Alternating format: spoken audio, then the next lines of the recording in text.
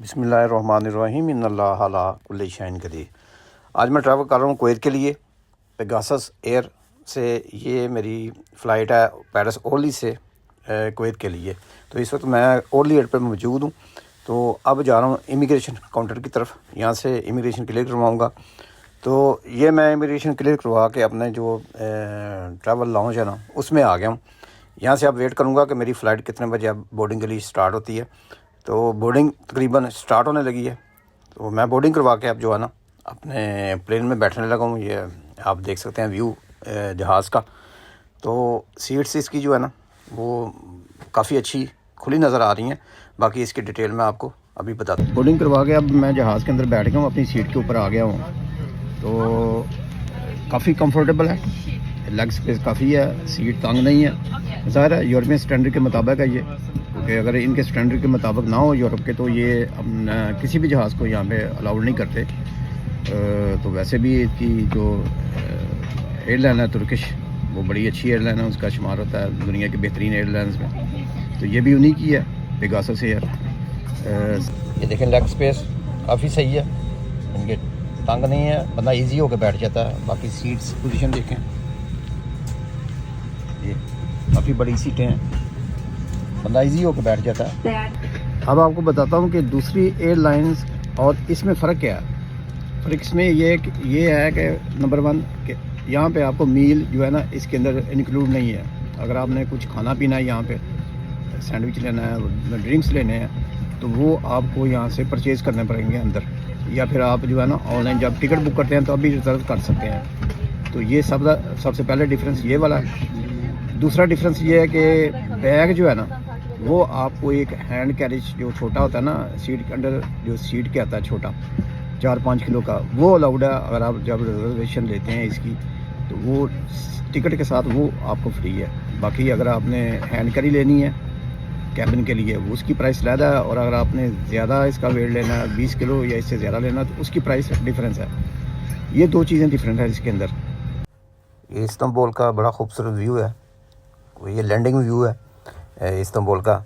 अभी शाम ही हुई है, रात नहीं हुई। तो ये हमारा प्लेन जो लैंडिंग कर गया इस्तांबुल एयरपोर्ट के ऊपर। तो यहाँ से अब जो है ना मैं एग्ज़िट करके तो अब एयरपोर्ट के अंदर आ गए हैं।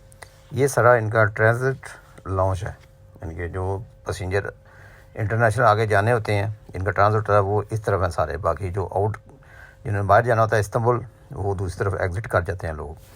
तो ये काफ़ी बड़ा एयरपोर्ट नहीं है, लेकिन इतना छोटा भी नहीं है, खूबसूरत है। मैंने कहा आपको हर चीज़ यहाँ पे अवेलेबल है, खाने पीने की रेस्टोरेंट है, सारा कुछ हलाल है। तो अब जो है ना मैं वेट करूँगा, क्योंकि मेरी फ़्लाइट जो है ना अब रात को 9:30 बजे की फ़्लाइट है मेरी।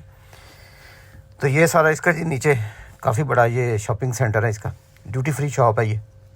तो ये ग्राउंड फ्लोर पे है, नीचे आप देख सकते हैं ये सारी ड्यूटी फ्री शॉप्स हैं।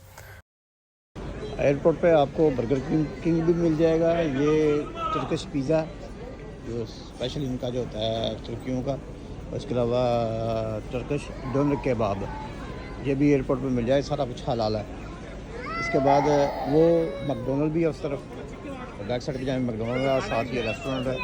और उस तरफ जो है ना वो क्या कहते हैं सबवे, और इसके अलावा ये स्ट्रासबर्ग कॉफ़ी, और साथ उसके फ्राइड चिकन है, वो मैं दिखाता हूँ आपको जाकर। ये है फ्राइड चिकन, यहाँ पे आपको बर्गर भी मिल जाएगा, फ्राइड चिकन भी मिल जाएगा, जो भी आपको ज़रूरत है वो यहाँ से ये सारी चीज़ें आपको मिल जाएंगी। ये भी हलाल है। जो तुर्की एयरपोर्ट है ना, यहाँ पे तमाम जो फूड है ना ये सारी हलाल है। ये वाली ये मेन्यू मैंने लिया जी। ये एक बर्गर है, साथ इसके ये फ्राइज़ हैं, और इसके साथ 2 ये विंग्स हैं, और सारे छोटे छोटे 4 नगेट, और ये नॉर्मल जो मीडियम साइज़ है ड्रिंक्स वो है। ये मुझे कॉस्ट गया जी 11 यूरो का। ठीक है, चेंज मेरे पास नहीं थी, तुर्किश करेंसी नहीं है। तो उन्होंने मुझे रिटर्न में जो है ना 1 यूरो के वो उन्होंने दे दिए हैं, क्या कहते हैं, और तुर्किश लीरा। तो नॉट बैड एयरपोर्ट है यहाँ, ज़ाहिर है यहाँ पे तो फिर भी ये अच्छा है। एम्बार्किंग के लिए जा रहा हूँ जी जहाज़ प्लेन के ऊपर। तो सेम पे गासेस एयरलाइन है, 9:30 बजे की फ़्लाइट है। तो I think same he flight है, सेम ही सिचुएशन या सेम ही उसका क्या कहते हैं होना है वो प्लेन, या फिर उससे बेटर होना है। अब देखते हैं, अंदर जाता हूँ तो फिर आपको भी चेक करवाते हैं कि क्या डिफरेंस है। कुवैत जाने वाली जो फ़्लाइट है ना, उसमें बैठ गया हूँ मैं अपनी सीट पे आके।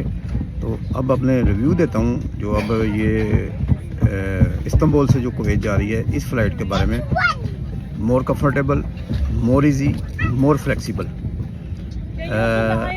उससे बेहतर है, उससे ज़्यादा बेटर है, अच्छी है उससे ज़्यादा।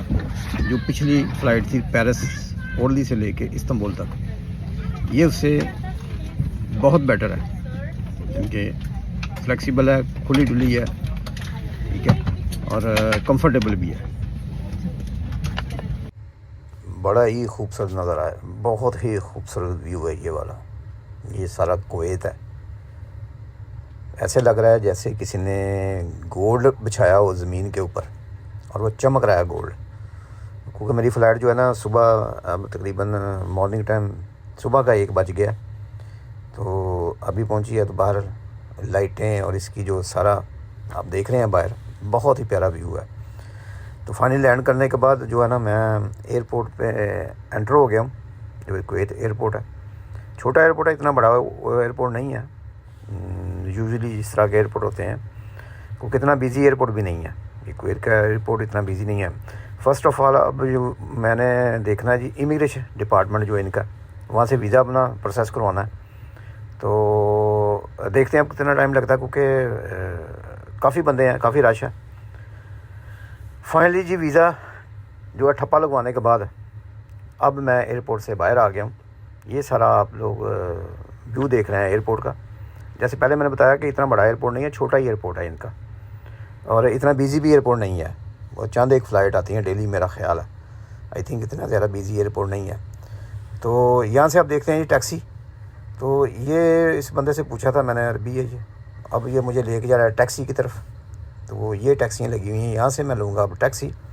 तो इसने मुझे कहा जी 5 KD यानी 5 कुवैती दिनार लेगा मुझसे, जो मैंने इसको एड्रेस बताया वहाँ जाने का।